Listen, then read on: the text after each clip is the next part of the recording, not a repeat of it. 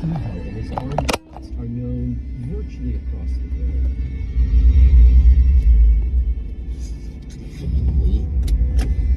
I've always wanted to be an astronomer. When I was grew up, I had a telescope. What teenagers do when they discover science and so on. And what changed my look at things is that I saw a UFO with a friend of mine. We were the two best students in physics and math, and he saw it independently of me. Arrivé à quelques centaines de mètres de l'endroit où nous voyions l'objet, le moteur s'est arrêté avec des phares. Ma radio qui était allumée s'est éteinte, sans raison apparente. Nous avions l'impression que c'était un anneau qui tournait lentement. Et de ça s'est détaché un cône, une forme de quartier de tarte. L'objet, avant de disparaître, a arrêté d'osciller sur lui-même, mais très rapidement, ce n'était plus qu'un point dans le ciel. This was very clear, blue sky in summer in France, outside Paris, very clearly and distant. My mother saw it first, told me, I saw it with her, there's no question. The next day, this friend told me he had seen the same thing, pretty enough, I got him to told me and it was exactly.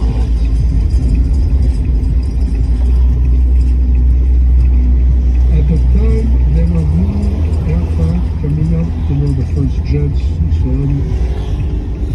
I said that could be a new device that's going to be publicized later. Except that it didn't.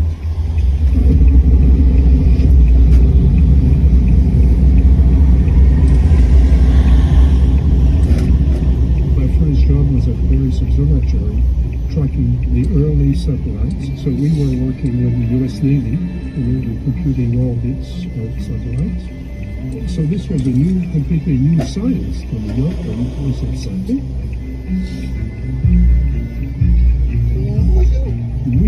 The whole team saw some things we could not explain, but we did not report it. And the lesson there, I asked, why didn't, we had computed the orbit, we had the data from other observatories, and why don't we send it to the US Navy? And my boss said, the Americans would laugh at us. And the last thing you want as a scientist in France or anywhere else in the world is to be laughed at by the Americans, because the Americans may have an explanation for this that they haven't given us. Major Kehoe, why is one in the Air Force, why in the United States government withhold information from United States citizens? For what reason? Because they're treating them like children, the way they did with the H-bomb at first, and the way they've been doing with other things. Now, I'm not attacking the United States Air Force. I'm attacking a small group in there that has been consistently keeping this from the public, just as they've kept other things. The conspiracy theory, at least within the UFO world, is really something that emerges almost from the very beginning. Lots of people over the decades are asking what are they, where are they from, what are their intentions. But there's this second order question, which is what does the government know, when are they going to come clean? And in fact, Donald Kehoe really makes that his focus. He becomes the head of really America's biggest UFO organization called NICAP. NICAP's mission is primarily going to be what I think we today would call disclosure. Get the government, lobby the government to come clean. We want congressional hearings. NICAP's director, Major Donald E. Kehoe, insisted that the Air Force need more than they are being observed by a highly advanced superior civilization. Instead of being a and a big job, actually in the serious matter in which to protect the lives of others. And for the umpteenth time in as many years, the Air Force, before congressional committee, served in this fighting now.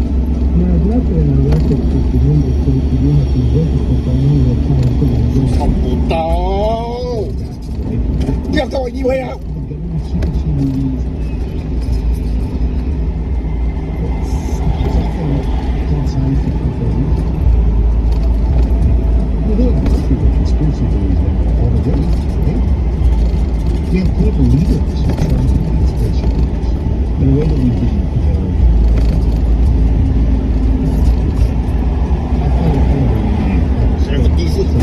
们已经不是朋友了，这两个人。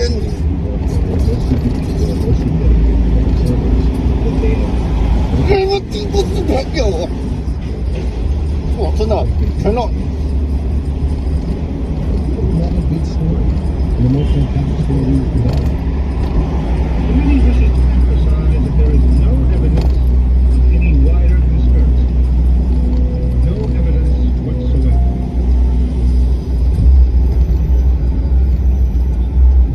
No matter what the answers are, it's potentially one of the biggest news stories, if not the biggest news story in the history of mankind. So, obviously, it'd be huge if we know. 我就跟你那通你在地板哦。 If the Chinese or the Russians have developed some futuristic technology and we don't know about it, it is the biggest intelligence failure in history. And they had them in 2004, flying circles around the USS Nimitz off California. That's 2 decades ago. So what do they have now? If it's our secret technology, and Congress doesn't know, that's a scandal. So, wherever you might come down on the explanations for unidentified aerial phenomena, as they call them, UAP. Whatever it is, it's a huge story. And if you're in the news business, why would you not want to cover that? On the basis of what I had seen at times of there was no question then for me that phenomenal as a French citizen, I had access to the early French maps, which were kept by the military.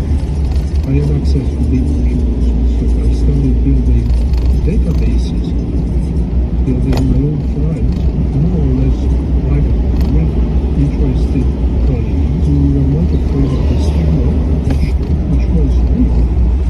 Somebody told me, you're not going to have a career as an astronomer in France if you want to live in a place. But I didn't care, because I just Slayer. I would talk to somebody that reported something to the police to file more intervention. But I would ask around, are there other people who had something like that around? Well, there's a farm, a few miles down the road where the same thing happened, but I never reported. I would go to the farm and I would talk to the farm. Most of the time they would be shocked. And I would laugh and I would say, well, I talk to your neighbors. And I'm really interested in what you saw. One of them described something that happened not to him, but to his father. This was 1932. Okay, it wasn't 1947 or 1957. I have a great deal of respect for Jacques, and what I admire about him is he is ultra objective.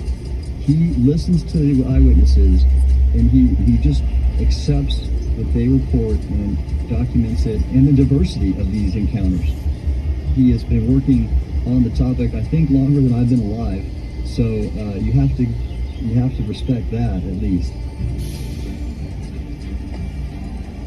I was recruited to join the University of Texas Astronomy Department to work on galaxies and planets and computing.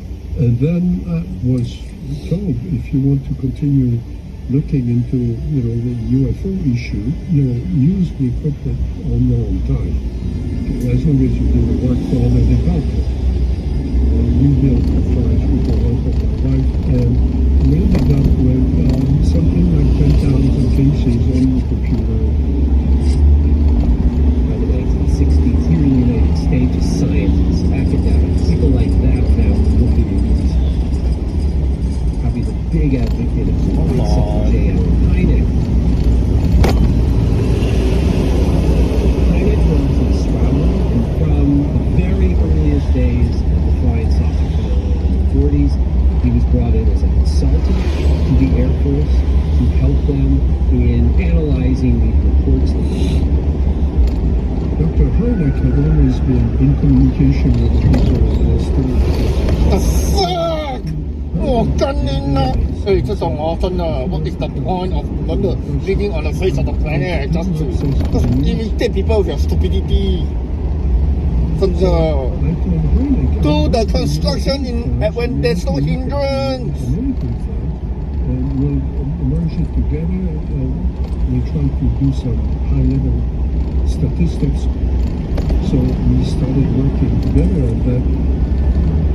It's very clear that at least privately, Hynek becomes ever more convinced that there's something that just can't be explained away in these sort of conventional ways.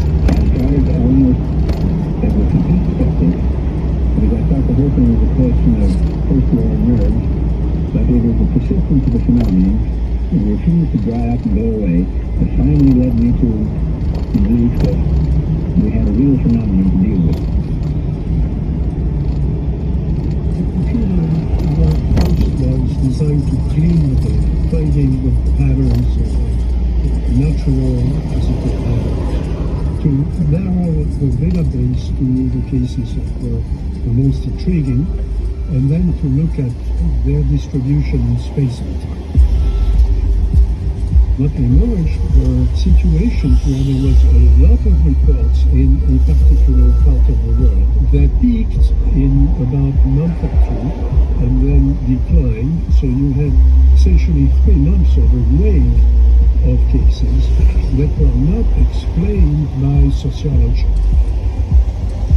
So we could begin to look at the patterns of these waves. 1950, 1952, 1954, 1956. It breaks down in 1957. What is 1957? Spring. Today, a new moon is in the sky, a 23-inch metal sphere placed in orbit by a Russian rocket. The Soviet satellite triumph was demonstrated for all to see. All around the world we listened.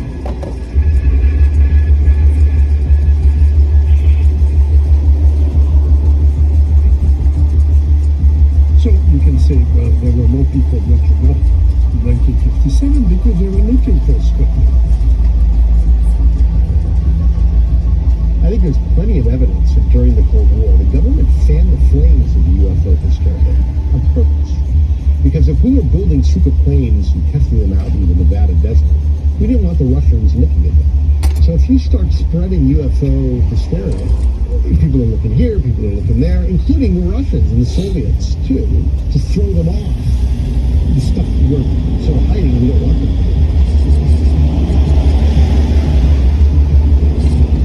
Project Blue Book was an Air Force project. They had a leading agency in the 50s and 60s involved with everything that was going on with the UFOs and with the investigations that went on. If they had retrieved material and craft and bodies or anything like that, if they retrieved these things during the Cold War, they certainly are not going to want to reveal that to the Russians or anyone else on the outside. They were reporting to Congress every year that they could explain everything except maybe 2%, which meant it's not worth spending money on it, which was a big mistake because the 2% could be the 2% that really matter. But that's what the scientists speak. Somebody from the military point, 2% wasn't for deploying officers and airplanes. So Project Blue Book funded a small project suggested by Dr. Hynek for me to redo the Air Force. So I was invited with Dr. Hynek to the Foreign Technology. Hello, And that's some a greens. visit I'm not going to forget. They in a little building with no windows, about 20 PhDs who were doing intelligence of primarily Russian equipment. And you go into the lobby and you notice an airplane hanging from the ceiling, and when you look carefully you realize it's a MiG with the Hammond signal on the tail. スリーボックス So 感 that 覚 gave 的 you な an みたい idea な of what was going on in the building. They were not interested in UFOs. Interview, take one more. I'm Hal Puthoff, PhD in quantum electronics from Stanford University, and I've been part of the programs for corporate America, for various government organizations, intelligence community, DoD. In general, in the academic community, things like UFO research are stigmatized, tinfoil hat But behind the scenes, the Department of Defense, the intelligence community, they don't have that picture. If there's something that's real that could potentially affect national security, then they're all over it.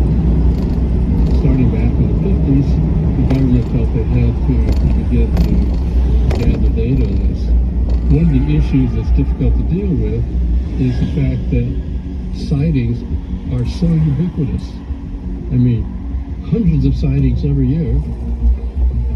The problem for the military, it was a public relations problem. They didn't have a budget to investigate all the cases. This was a real albatross around the neck of the Air Force that would have dealing with the subject. So they really wanted to get out of it, and so they asked the University of Colorado and would take a look at this. A scientific study that gets conducted starting in 1966 and really gets done in 1968, gets a lot of public attention. Dr. Heineck and I were the first two scientists called as witnesses to testify before the committee. That investigative task force gets riddled by questions about whether or not he and others are acting in good faith in studying it. When they conclude that this phenomenon not only has no legs, but that it's certainly not worthy of any kind of scientific funding. The truth of the matter is that they really wanted to get out of it. And so in 1969, they You want to know? decided So no. even though there's a lot of good data, even in their own report, that they couldn't account for, they said, okay, well, we're not learning any science here, so let's just abandon this. There was an explosion inside the committee when they discovered a memo. One of the administrators had written saying, we need to get rid of this whole problem. We have not been hiding anything. The investigations have been made public. The very memo by General Bolander that canceled Project Bluebird had down in the fine print, if there's anything that looks like it might affect national security, we will continue to gather data on it. And the truth of the matter is, the program didn't die, it just went back.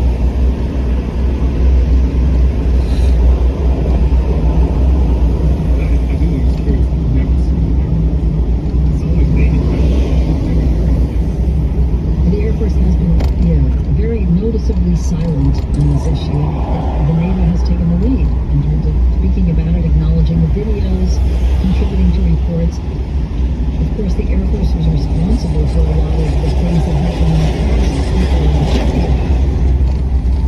The committee concluded that in the 19 years since the first UFO was sighted, there has been no evidence that unidentified flying objects are threats to our national security. As we convene here, UAP are in our airspace, but they are grossly underreported. These sightings are rare or isolated, they are routine. Parts of our government are aware of UAP and they will not. Excessive classification practices keep crucial information hidden. I served over 32 years. It's weird, but there are cultures within each military branch. And the Navy culture is very much one because we work on ships away from any kind of support or any kind of observation sometimes, that we just learn how to do things on our own. And we take initiative, and we're not afraid to speak out because we sort of own the issue. But the Air Force always has some oversight. And that oversight creates a much more hierarchical organization. And you see that in the UAP reporting. These pilots, if they are not afraid to come out, the Air Force, their reporting is much more. Navy Air Force jets will go through the exercise in the same area. The Navy pilots are seeing employees who have been near the Air Force pilots on filming these things. And it's not that they're not going to have an incident, but we can always see what they do. UFP are not going to be discriminating between any given military branch of any given country. So no. The Air Force has to be seen. Of course, the Air Force has a lot more to lose than the Navy because they own this multi-billion-dollar air defense system, so they'd be acknowledging that they're failing to meet their mission. The problem for people like me who've been studying it for a long time is that the military with their devices is only maybe 10% of the cases. I worked on a classified database, as you know, that had 260,000 cases from all over the world. Those are not being considered. 以为有人是你们的趋势，不有创新吗？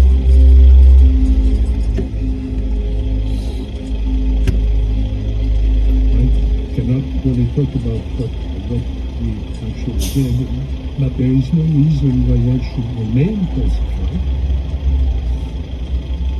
How did you first understand who was at the line? Do you remember? Oh, yeah, absolutely. Did you even know the name for it? No. Didn't know who he was. I'd been starting to read in the area, and, mostly watching YouTube and going down some pretty weird rabbit holes. Jacques reached out to me about 2 or 3 weeks later, and so we went for lunch, and we were, what do you think about what's the aliens might be? And so I gave him my answer. He completely destroyed me. I was infuriated. And then I realized I like this guy because he just deconstructed my argument.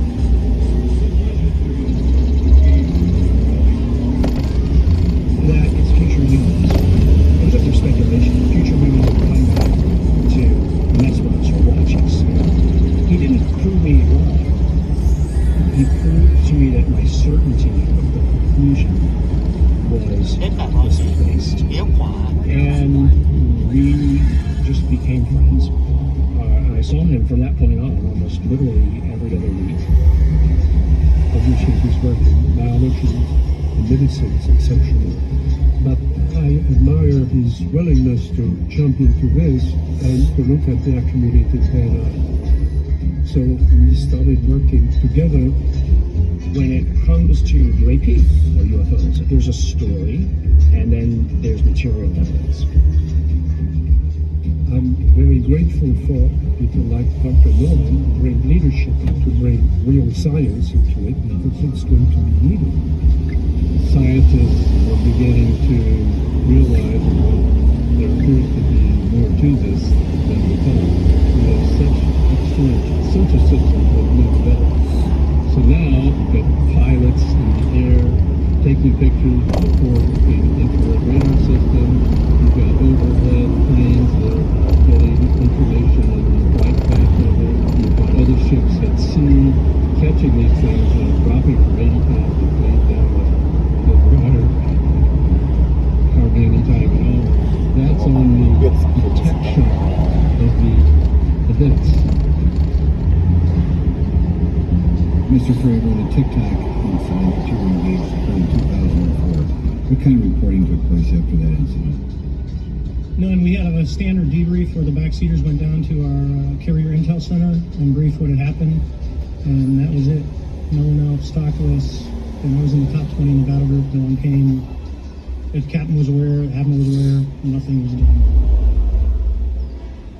I think the people who are going to testify before Congress are all from the defense intelligence agencies.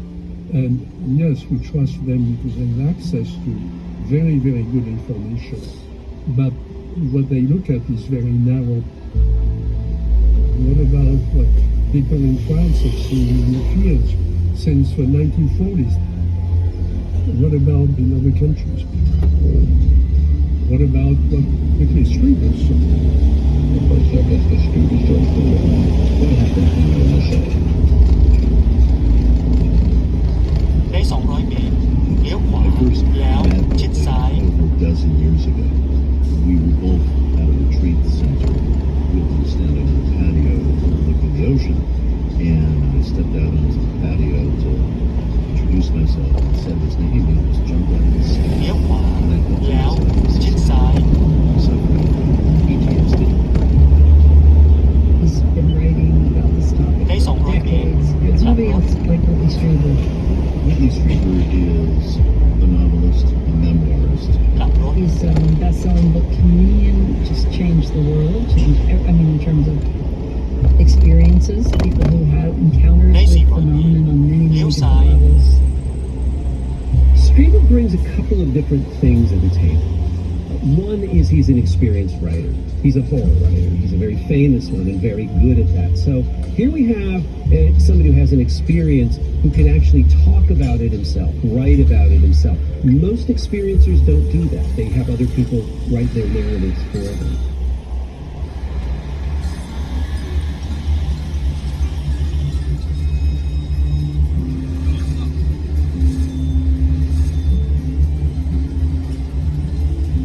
I'm Whitley Strieber, and I grew up in South Texas, old-fashioned Texas family.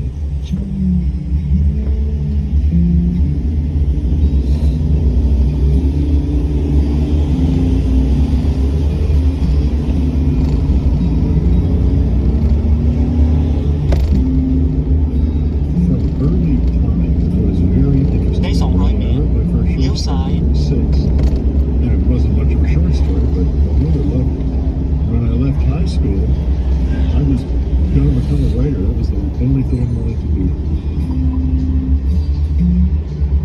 And then I met Anne in April of 1969, and everything began to change. She was in New York trying to become a fashion designer. So here were these two crazy dreamers, a fashion designer and a writer, writing. We had been doing very well with the writing, and we had a little money. And I guess it was 84. And we realized we could have a place outside the city. Found this little cabin way out in the middle of 你從 nowhere. 裏面 Since I was a full-time writer, we could actually live there all summer when our little boy wasn't in school. So we bought it. That's how it started. And we certainly didn't expect anything peculiar to happen there. 撩華 The Christmas was exceptionally lovely. Our little boy was at the perfect Christmas age. There was absolutely nothing that night that would have suggested anything strange to happen the next morning. This was witnessed by two friends, Annie Gottlieb and Jacques Sandalescu. They were in the cabin and downstairs, and our son was in the next bedroom downstairs, and we were in the master bedroom upstairs. And in the middle of the night, I was awakened by light. A lot of light woke me up right away, and it was cold, and the wood stove had been on. And I thought, oh my God, the stove set the roof on fire. So I jumped out of bed, and at the same time, there was a huge bang that came from outside, and the light went away. Then our little boy was awakened by the bang and started screaming.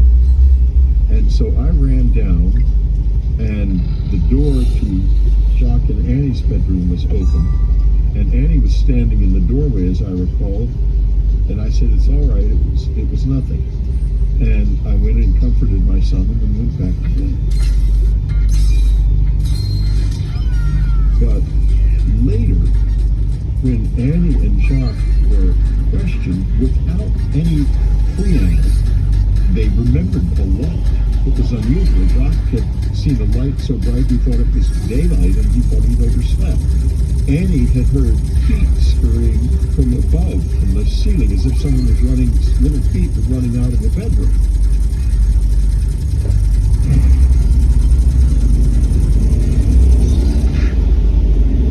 They weren't aware of any of that might have happened. But after that night, I became 你明裏面撩晒 你是 our shotgun. 撩華 I could not imagine sleeping another second at the cabin, and Anne was going crazy.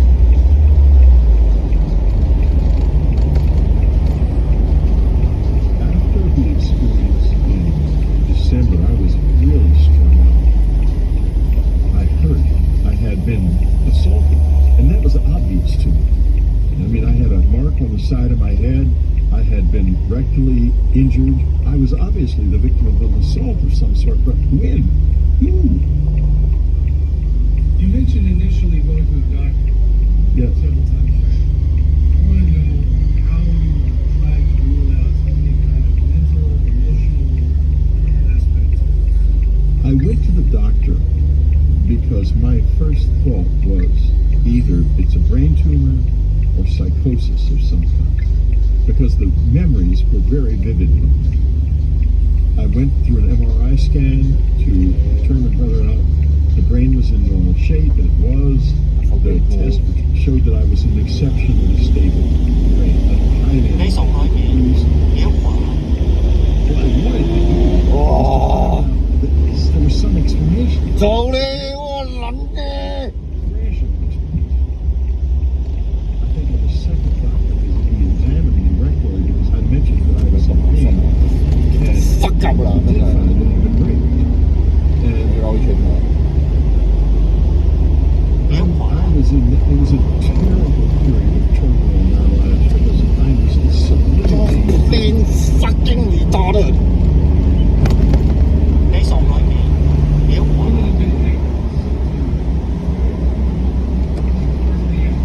Dạ, ví dụ như vậy hả? Yeah. Như vậy. Fucking. Nói phải tốn bên ở kho. Hello. Đây xong rồi kìa.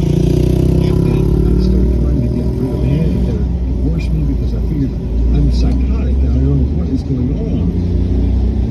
Finally, I got it together enough, and I told her one night. Tears were coming at the edges of her eyes because she was thinking I was going to say, Kéo khóa. and this is not working. And I said, I think I was taken aboard a flying saucer by little men, and she blurts out, "Oh my God, thank God, I thought you were going crazy." We burst out laughing, and sort of laughing and crying at the same time. We just flew into each other's arms, and that's when the whole rest of our life started. Đây xong rồi kìa. Kéo sai.